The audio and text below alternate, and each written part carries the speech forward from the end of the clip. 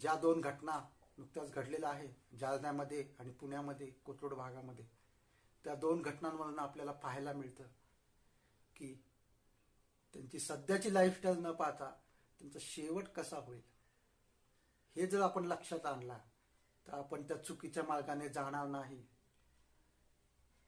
चुकीचा आदर्श डोळ्यासमोर ठेवणार नाही. आणि ही काळाची गरज आहे. त्यामुळे देवाने मला या वचनाची प्रेरणा दिलेली आहे. नीती सूत्रे 28व्या अध्यायाने 18व्या वचनात लिहिलेलं आहे, दुटप्पी मनुष्याचा अचानक अधःपात होतो. मलाकी 3 अध्यायाने 18व्या वचनात लिहिलेलं आहे, न्यायाच्या समयी धार्मिक व दुष्ट यातील भेद तुम्हास कळेल.